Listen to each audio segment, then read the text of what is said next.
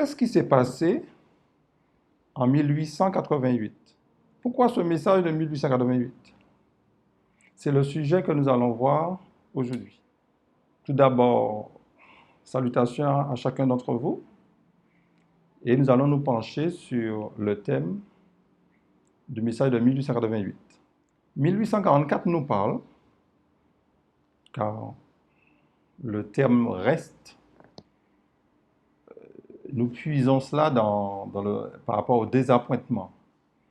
Donc 1844 c'est une date qui nous est familière, il n'y a pas de souci. Mais 1888, il faut savoir, il faut connaître notre histoire. Il s'est passé quelque chose en 1888. Je ne veux pas entrer dans les détails. Je sais que vous m'avez posé des questions concernant 1888. Je ne vais pas entrer sur les faits, qu'est-ce qui s'est passé, qui était pour, qui était contre. Il y a des gens qui le font très bien dans d'autres chaînes et qui sont très bien, je vous encourage. Mais j'aimerais rester sur deux points qui furent présentés en 1888. Alors, ce sont des questions que j'ai déjà répondues en individuel, mais j'ai jugé important de le mettre sur vidéo. Et je crois, par la grâce de Dieu, cela aidera pour la compréhension de certaines personnes. J'essaierai de ne pas être trop technique, j'essaierai d'être le plus pratique possible parce que c'est un peu technique, mais par la grâce de Dieu, vous allez comprendre.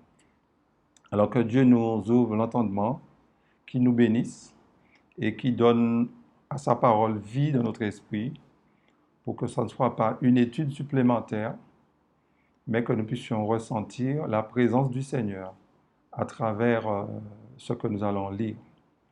Alors, le premier texte que je vais vous proposer se trouve dans Messages choisis, le volume 1, le chapitre 31, la page 276. Le refus d'abandonner des idées préconçues et d'accepter la vérité explique en grande partie l'opposition qu'a rencontrée à Minneapolis le message du Seigneur présenté par les frères Giroagoner et A.T. Jones.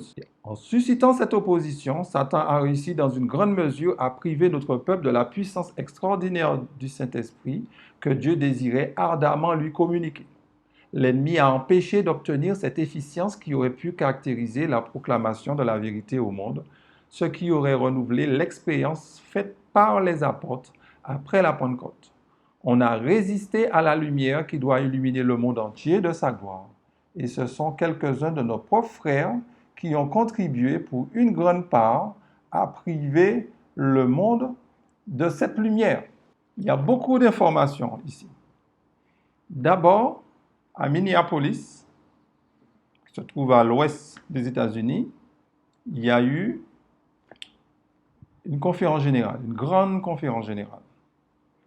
Et l'un des thèmes qui était débattu, c'était sur un message que Dieu avait envoyé, la servante Seigneur dit le message du Seigneur, apporté par John C. Wagoner. Et nous savons que ce message fut prêché en 1888, pour être précis. Et elle nous dit que ce message fut rejeté. Ce message fut rejeté. Ce message ne fut pas rejeté en 88. Ce message fut présenté en 88. Ce n'est qu'en 1890 que ce message fut rejeté d'une manière officielle. Okay? Il y a un livre qui a été écrit par Arthur Daniels, qui a été président de la conférence générale et qui a rédigé ce livre où il parle de tout ce qui s'est passé et il nous donne des témoignages et puis il nous dit que le message fut rejeté en 1890. Et la servante Seigneur nous dit que si nous avions accepté le message à l'époque, nous aurions reçu la puissance du Saint-Esprit, ce qui veut dire la seconde Pentecôte. La seconde Pentecôte. Donc, ça fait partie de notre histoire. Il ne s'agit pas de culpabiliser nos aînés, ce n'est pas le but, ce n'est pas du tout le but, mais c'est pour informer. OK? Donc, un message fut venu en 1888 et le message fut rejeté. Ce message-là avait pour but d'éclairer la terre de sa gloire. Et une autre citation du même auteur il est dit en 1888, lors de la conférence générale tenue à Minneapolis, l'ange d'Apocalypse 18 descendit pour accomplir sa tâche et il a été ridiculisé, critiqué et rejeté. Et quand le message qu'il portera à nouveau deviendra un grand cri, il sera ridiculisé, on dira du mal de lui et sera rejeté par la majorité. Prenez avec moi, si vous voulez bien, le livre de Daniel. Daniel, le chapitre 8. Nous allons lire quelques versets, du verset 9 au verset 14. De l'une d'elles sortit une petite corne qui s'agrandit beaucoup vers le midi, vers l'Orient et vers le plus beau des pays. Elle s'éleva jusqu'à l'armée des cieux.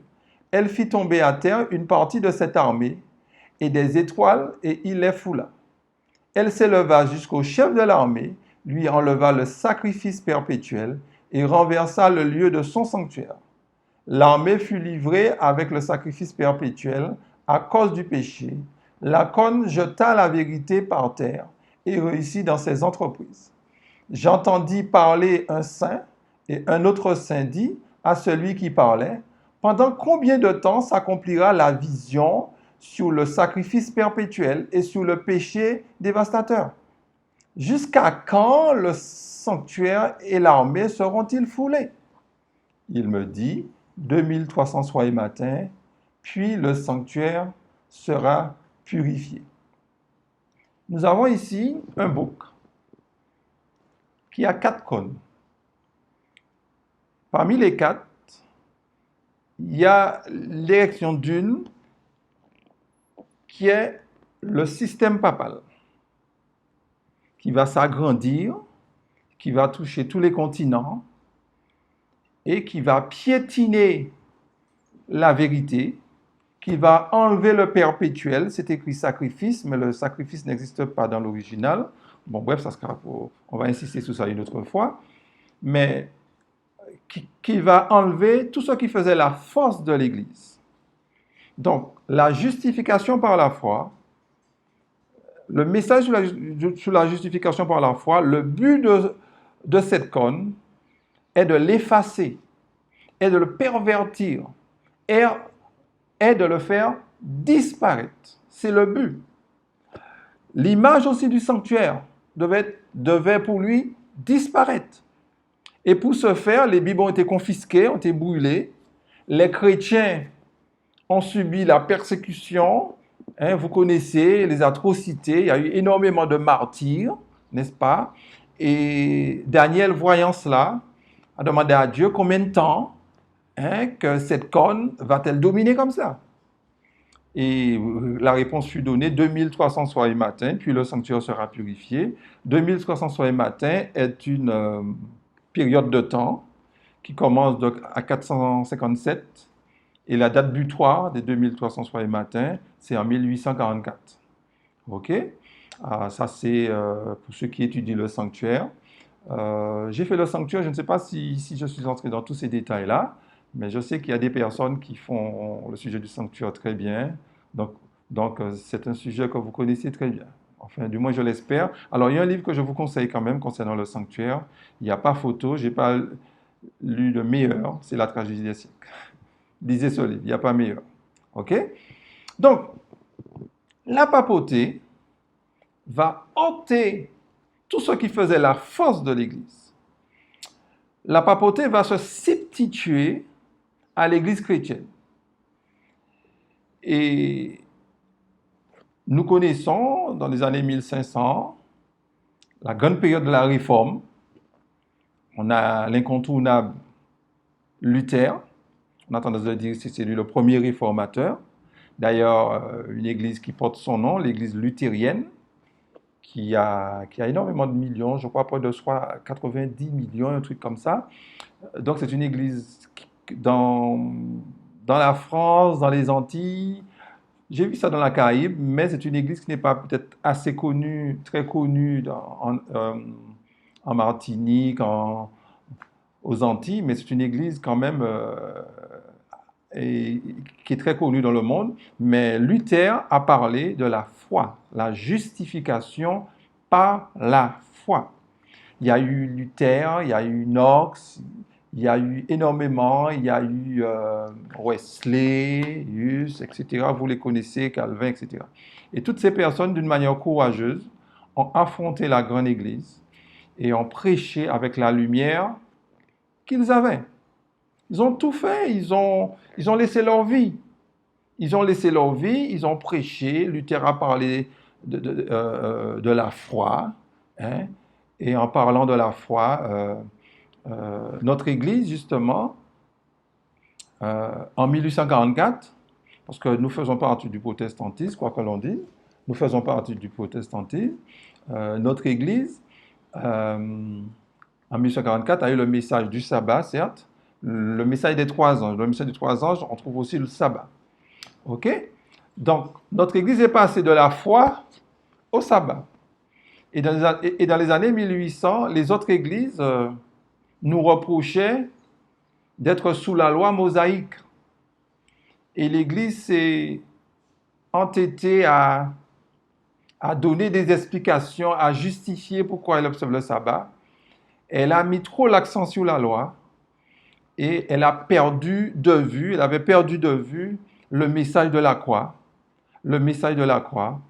Et en 1888, Dieu a voulu recentrer le message de Jésus. C'est ce qu'il a voulu faire. Parce que vous savez, quand vous êtes face à des personnes qui sont hostiles à votre foi, si vous ne faites pas attention, vous risquez de tomber dans le légalisme. Ah, pourquoi tu observes le sabbat? Pourquoi tu fais ci? Pourquoi tu fais ça? Donc, alors que, comme vous le savez, le sabbat est un acte de foi. Le sabbat prouve qu'on a mis notre foi en Dieu. Et toutes les œuvres, c'est Dieu qui l'a accompli. Donc nous honorons Dieu. Nous n'honorons pas un jour, nous honorons le Seigneur du jour. Nous n'honorons pas le jour du Seigneur, mais nous honorons le Seigneur du jour. C'est le plus important. Et c'est ce que nous faisons. Donc c'est à nous d'expliquer ça aux gens. Mais pour revenir à l'histoire, l'Église était préoccupée à démontrer aux autres que le sabbat est en vigueur. Elle a négligé de centrer le message de Jésus. Parce que comme vous le savez, le sabbat ne sauve pas, le sabbat ne sauvera jamais personne. Parce que si le sabbat sauvait, les Juifs seraient sauvés. Ce qui sauve, c'est Jésus-Christ de Nazareth. C'est lui seul qui sauve. Maintenant, quelqu'un de sauvé, c'est quelqu'un qui va, comment dire ça? C'est quelqu'un qui va observer les commandements de Dieu. Les commandements de Dieu sont réservés à des personnes qui sont sauvées. OK? Donc, dans Message choisi, le volume 1, la page 274, le chapitre 31, le paragraphe La loi dans l'Épître aux Galates, on m'interroge au sujet de la loi dans l'Épître aux Galates. Quelle est la loi qui fait les fonctions d'un pédagogue pour amener au Christ? Je réponds, à la fois la loi cérémonielle et le code moral des 10 commandements. Donc, remarquez, les frères posent une question à la servante du Seigneur. Pourquoi? Parce que en 1888, dans son livre Une bonne nouvelle au Épître de Galates, Waggoner explique que la loi qu'il est mentionnée dans l'Épître de Galates, c'est surtout la loi morale. Et les frères de l'époque n'étaient pas d'accord. Les frères avaient toujours enseigné que c'était la loi cérémonielle. Pour eux, nous sommes plus pédagogues, ce n'était pas la loi morale, c'était la loi cérémonielle. Et Waggoner vient et il dit non, non, non, non, non, non, c'est aussi la loi morale. Et ça a causé un tollé. Ça a causé un tollé. Et la servante du Seigneur va confirmer, n'est-ce pas, que c'est aussi la loi morale. D'ailleurs, la page 275, elle réitère, elle dit, la loi a été comme un pédagogue pour nous, conduire à Christ, afin que nous fussions justifiés par la foi. Galates 3, le verset 24. Dans ce passage, l'apôtre inspiré du Saint-Esprit a surtout voulu parler de la loi morale. C'est elle qui nous révèle le péché et nous fait éprouver le besoin de recourir au Christ pour obtenir le pardon et la paix en pratiquant la repentance envers Dieu et la foi en notre Seigneur Jésus-Christ. Donc, elle confirme dans le même livre, dans un autre paragraphe, que nous sommes plus sous ce pédagogue, n'est-ce pas? La loi a été donnée comme pédagogue. On parlait, pour nous conduire à Christ, on parlait aussi de la loi morale. Mais ça, mes amis, il faut l'avouer, notre Église a compris ça maintenant. Dans les années 1888, ce n'était pas clair. Mais là, maintenant, nous sommes au XXIe siècle. L'Église, il faut dire les choses, a compris. Certes, on peut trouver ici et là un prédicateur qui dit le contraire. Mais d'une manière générale, quand vous entendez nos prédicateurs, quand vous prenez le questionnaire, on dit très bien qu'on parle de la loi morale. Il n'y a pas de souci, on a parfaitement compris ça. Gloire à Dieu. Par contre, il y a un autre aspect que j'aimerais vous présenter qui n'est pas tout à fait bien compris par notre Église. Tournez avec moi dans Genèse 3, le verset 3.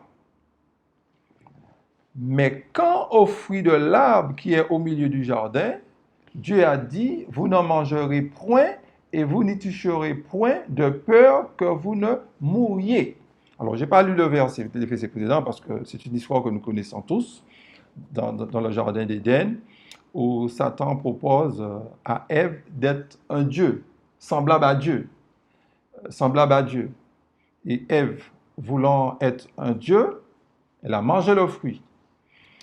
Et ce qu'il nous faut comprendre là, que Satan s'est fait passer pour celui qui dit la vérité. Il a fait Dieu passer pour quelqu'un qui cache la vérité. En d'autres termes, un menteur. Satan a changé d'identité. Et Ève a vraiment cru que Dieu voulait lui cacher quelque chose. Ève a douté de Dieu. Nous ne ferons pas son procès, mais c'est ce qui s'est passé. Et le péché est entré dans le monde, non pas par Ève, d'une manière chronologique, c'est Ève, mais le péché est entré dans le monde surtout par Adam. Parce que Adam avait la possibilité de refuser. Le responsable, c'était Adam. Okay? Parce que Ève est sortie d'Adam. Et le nom d'Adam, c'est Père de l'humanité, c'était lui le responsable. Okay? Donc le péché est entré et notre humanité s'est transformée. L'homme, maintenant, nous avons tous une nature pécheresse. Nous avons tous cette nature-là. Il n'y a pas de personne qui ne pêche pas. Le bébé dans le ventre de sa mère, c'est déjà un pécheur. Le fait d'avoir cette nature-là nous disqualifie pour le ciel. C'est pour cela que l'inspiration nous dit qu'on ne sera pas sauvé par les œuvres, parce qu'une fois qu'on a cette nature pécheresse, nous sommes disqualifiés. Et c'est pour cela que nous avons besoin de la grâce de Dieu, que nous ne le voulons pas. Donc, l'homme a péché, donc l'homme devait subir la condamnation de la loi. Le jour où tu en mangeras, tu mourras. C'est ce que le texte nous dit, c'est ce que la loi nous dit. Donc, la loi devait être exécutée. OK? Devait exécuter. Alors, beaucoup d'églises ont essayé d'expliquer le plan du salut, comment Dieu va s'y prendre pour pouvoir sauver l'homme. OK? Comment va-t-il faire? Alors, on a proposé toutes sortes de doctrines. Alors, certains ont dit que Dieu, alors puisque Dieu est amour, il a aussi sa justice. Qu'est-ce que Dieu va faire? Il va éliminer sa justice et il va garder son amour. Et d'une manière générale, c'est ce qu'enseigne la chrétienté. Dieu a aboli la loi, sa justice, et par amour, il nous sauve. Mais je suis désolé.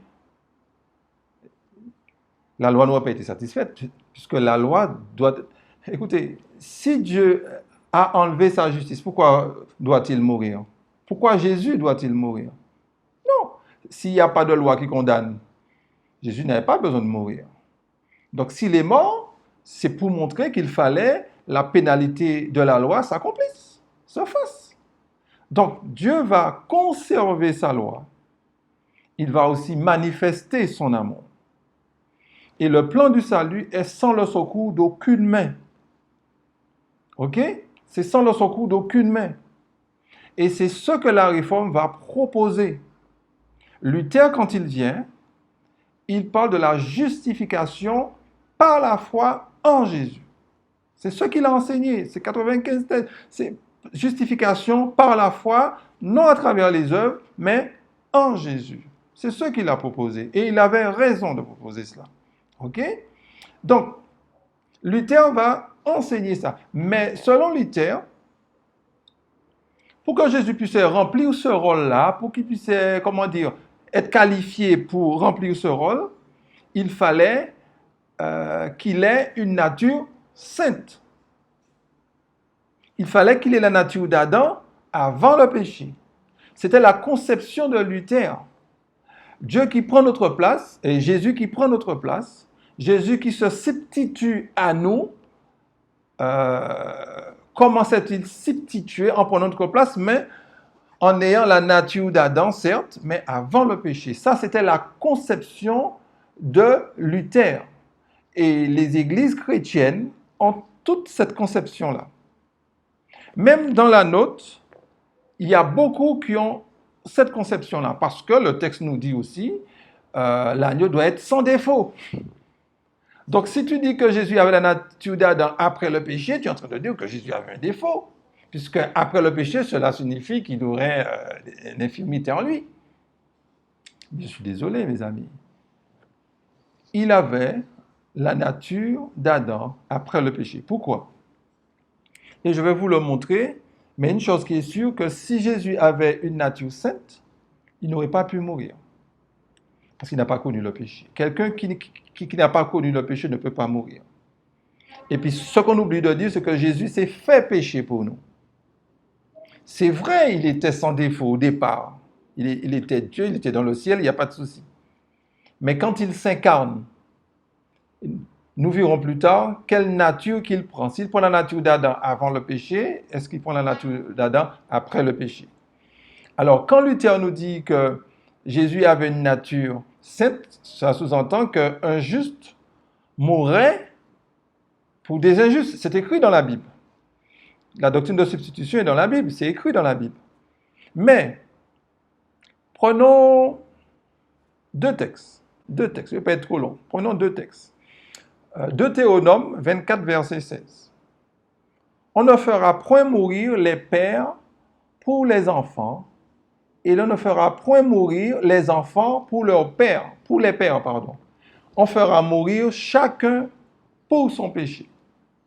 Et quand on lit Ézéchiel 18, versets 4 et 20, on ne fera point mourir les pères pour les enfants, et l'on fera point mourir les enfants pour leurs pères, et on fera mourir chacun pour son péché. L'âme qui pêche, c'est celle qui mourra. Le fils ne portera pas l'iniquité de son père, et le père ne portera pas l'iniquité de son fils. La justice du juste sera sur lui, et la méchanceté du méchant sera sur lui. Donc, l'Ancien Testament nous dit que c'est celui qui pêche qui mourra. Nous disons, un juste meurt pour des injustes. On a du mal à comprendre ça. Peut-être que nous, chrétiens, c'est peut-être facile pour nous à comprendre. Mais ce n'est pas évident pour tout le monde de comprendre ça. OK? Oui, Jésus, dans le ciel, était pur, mais quand il s'incarne, regardez quelle nature il prend. Galates 4, le verset 4. Et il y a eu cette explication qui fut donnée en 1888. Parce que, je répète, les frères pensaient que Jésus avait la nature d'Adam avant le péché. Lorsque les temps ont été accomplis, Dieu a envoyé son Fils, né d'une femme née sous la loi, afin qu'il rachetât ceux qui étaient sous la loi, afin que nous reçussions l'adoption. Donc, cette femme née sous la loi, c'est Marie, la mère de Jésus. Qu'est-ce que cela veut dire, l'expression « née sous la loi » ? Romains 3, verset 19. Or, nous savons tout ce que dit la loi. Elle le dit à ceux qui sont sous la loi, afin que toute bouche soit fermée et que tout le monde soit reconnu coupable devant Dieu.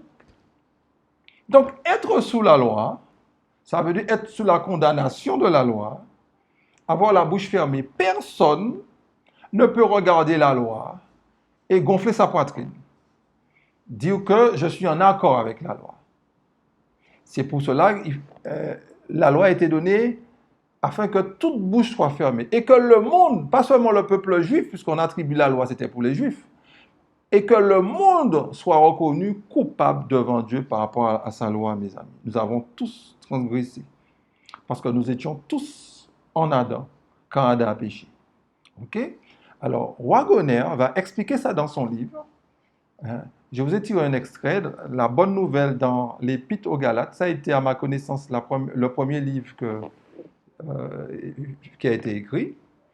Dans le sens le plus large du mot et à un degré rarement considéré quand l'expression est employée, il devint le substitut de l'homme, c'est-à-dire il s'identifia lui-même si complètement avec nous que chaque chose qui nous touche ou nous affecte, le touche et l'affecte. Pas moi, mais Christ. Nous jetons nos soucis sur lui en nous humiliant nous-mêmes et laissant notre fardeau sur lui seul. Notez quand l'auteur parle de substitut, ça veut dire que la substitution veut dire, c'est dans le cadre de l'identification. Pour que Dieu puisse nous sauver, il a fallu, certes, qu'il se substitue à nous, que Jésus se substitue à nous, mais comment se-t-il substituer? En s'identifiant à nous, en prenant notre nature. Et dans le livre Jésus-Christ, la servante du Seigneur sera encore plus claire, à la page 34, il nous a dit ce qui suit. Jésus accepta l'humanité alors qu'elle était affaiblie par 4 millénaires de péché. Donc Jésus avait une nature affaiblie par 4 millénaires de péché. Donc il n'avait pas la nature d'Adam avant le péché. Il n'avait pas la nature d'Adam avant le péché. Donc quand Jésus vient, mes amis, quand il vient en tant que bébé, il avait la nature affaiblie de 4 millénaires de péché. Ce qui sous-entend la mort est en lui. La mort est en lui.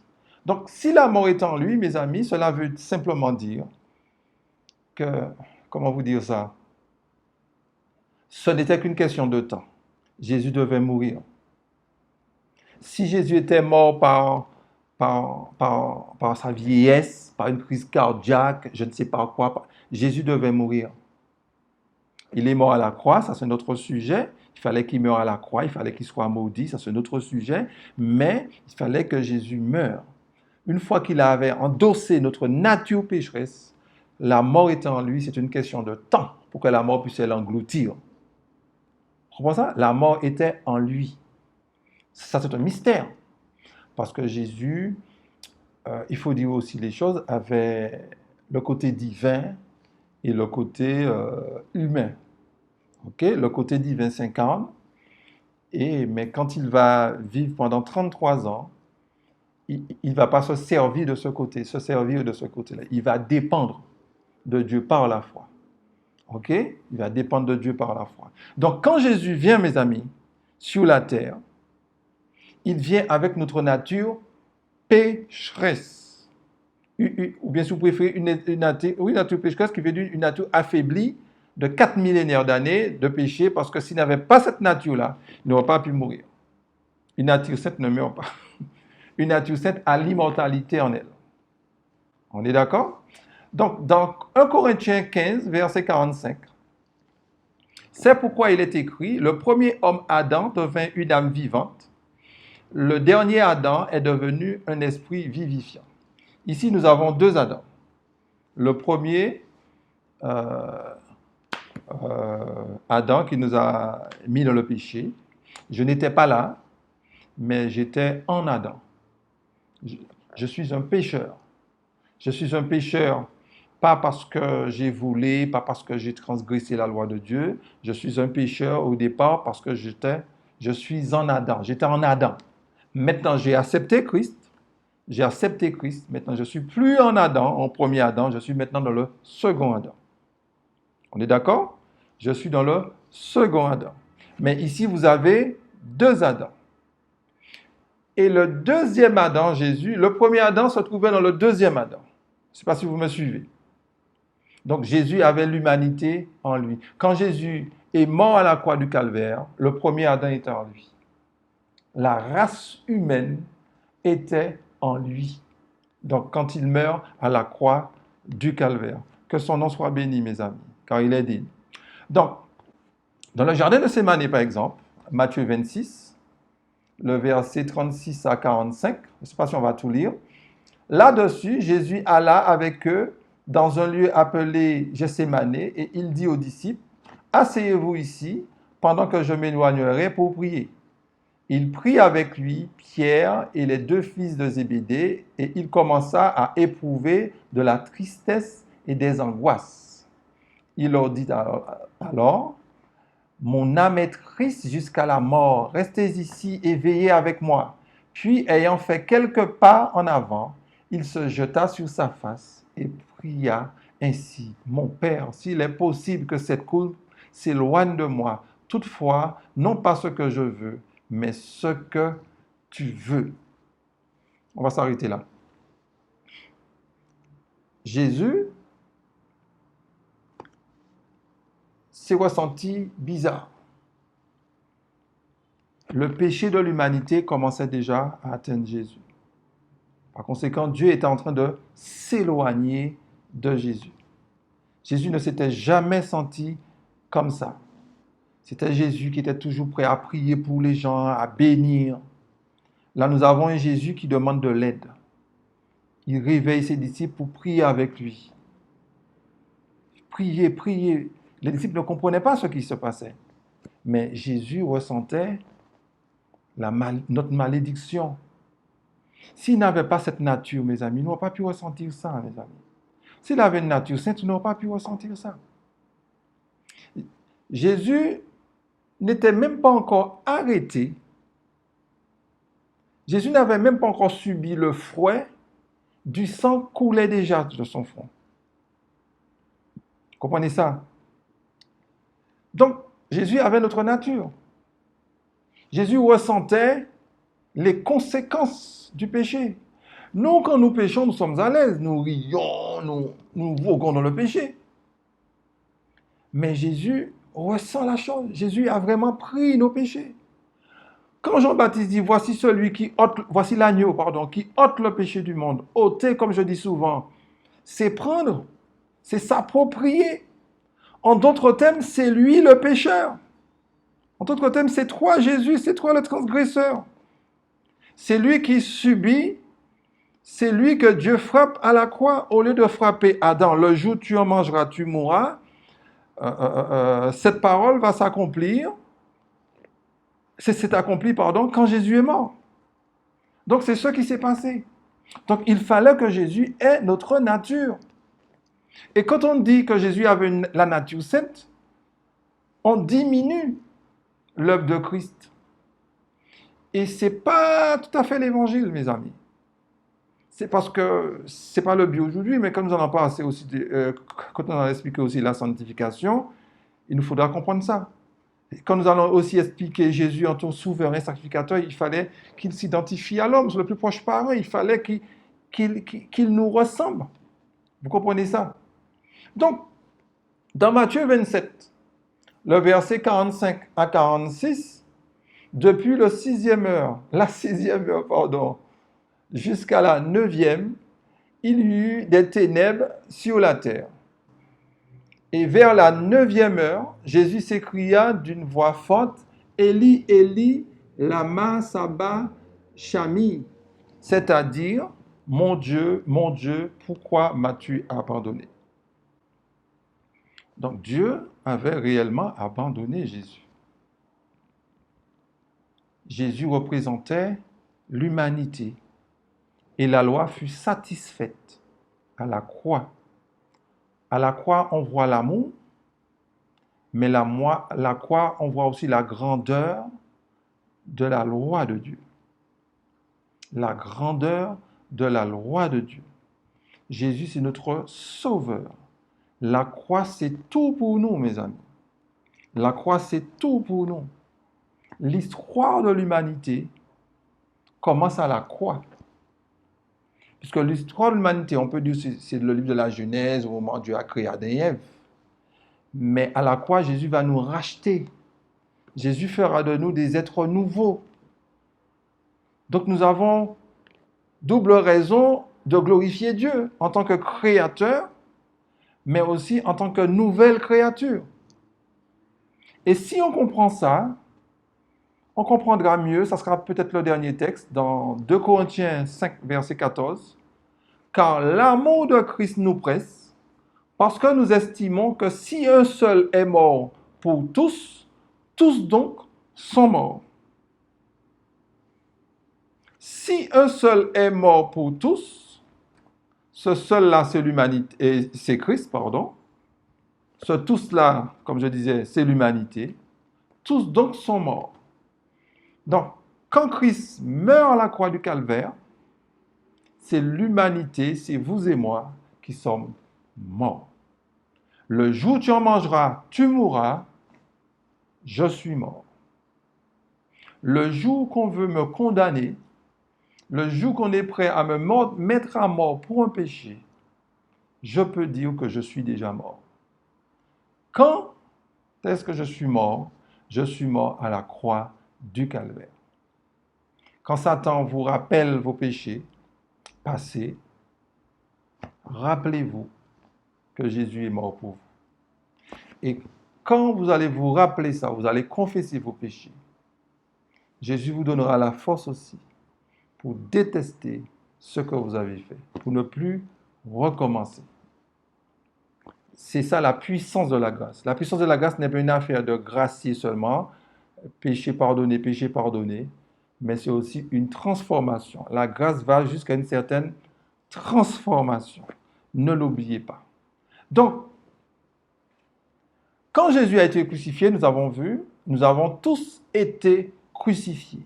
Donc, en 1888, le plan du salut fut à nouveau présenté. Alors, il y a d'autres aspects dans la justification par la foi. J'en ai parlé seulement que deux.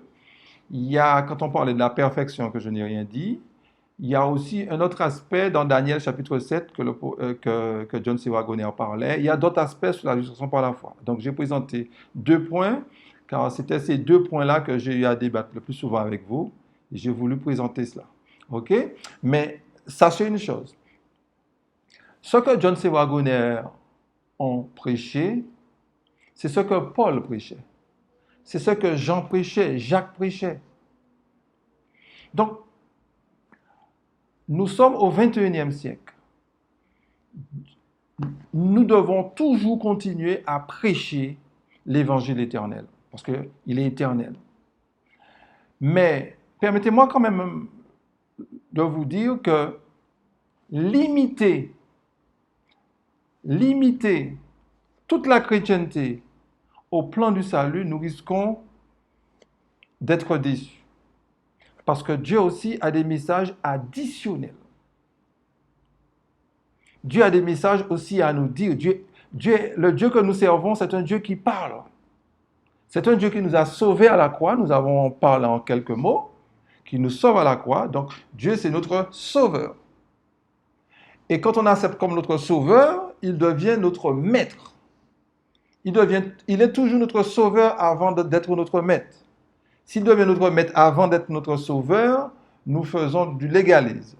Nous mettons en avant le salut par les œuvres. Donc, il est d'abord notre sauveur.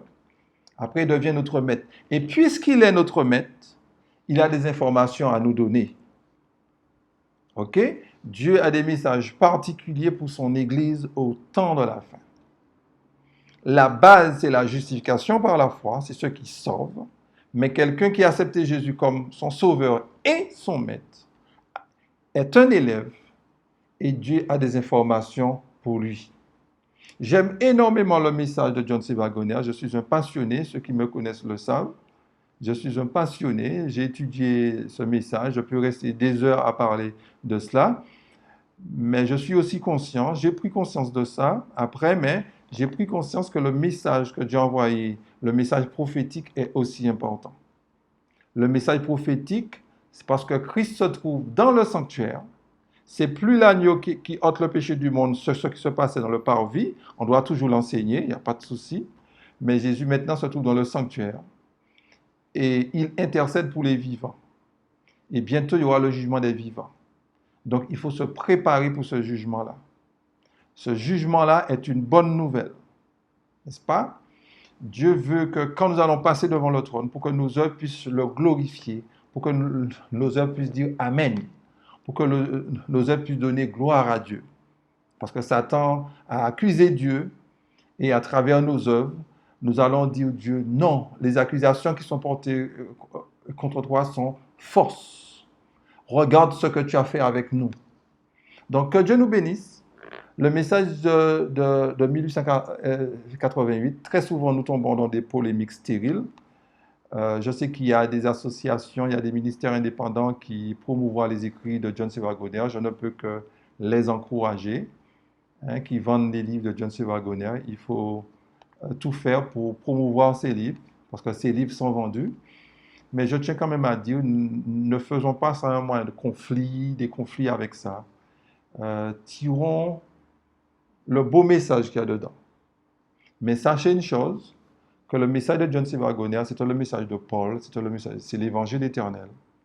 Mais il y a le livre d'Apocalypse, où à travers les prophéties, il y a l'évangile, mais Dieu a des choses à nous dire à travers les prophéties.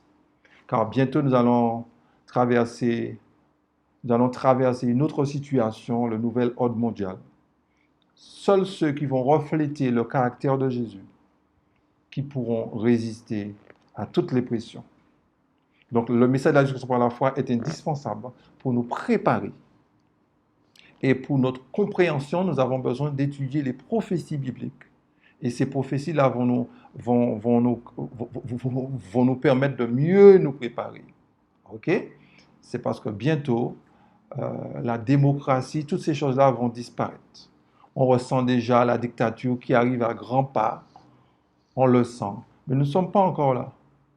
Nous ne sommes pas encore là. J'entends les gens qui disent, non, nous ne sommes pas encore là. Faites très attention aux prophéties. Les 4 vents sont retenus. S'il le faut, je vais encore refaire une étude sur les 4 vents. Les 4 vents sont encore retenus. C'est quand les 4 vents seront lâchés, là, on parlera vraiment que le temps est réellement arrivé. J'entends, on dit, le temps est déjà là. Non, les 4 vents sont retenus. Ce que je vous demande de chercher, cherchez l'explication des 4 vents. Et quand vous aurez l'explication des 4 vents, vous verrez, etc. Je ne suis pas en train de dire que dormons et prenons notre aide, ce n'est pas ça que je dis. Je ne suis pas en train de dire que le temps n'est pas solennel, ce n'est pas ce que je dis. Mais je dis, préparons-nous. Et tout est en train de se mettre en place. Et les choses iront extrêmement vite. Mais une chose qui est sûre, le peuple de Dieu sera victorieux. Le peuple de Dieu sera victorieux. Donc, mes bien-aimés, n'ayons pas peur de l'avenir. L'avenir, notre avenir est entre les mains du Seigneur. Donc, si notre avenir est entre les mains du Seigneur, nous n'avons pas à porter des regards inquiets. Même si vous entendez des prophéties qui peuvent peut-être nous faire peur, mais vous ne devez pas avoir peur. Nous devons traverser un moment très difficile, c'est vrai, nous en subissons. Ça fait 2-3 ans, le monde a vraiment changé. Depuis le Covid, le monde a vraiment changé. Nous en subissons un peu les conséquences maintenant, l'après-Covid. Nous en subissons l'inflation, nous en subissons la guerre en Ukraine, tout cela.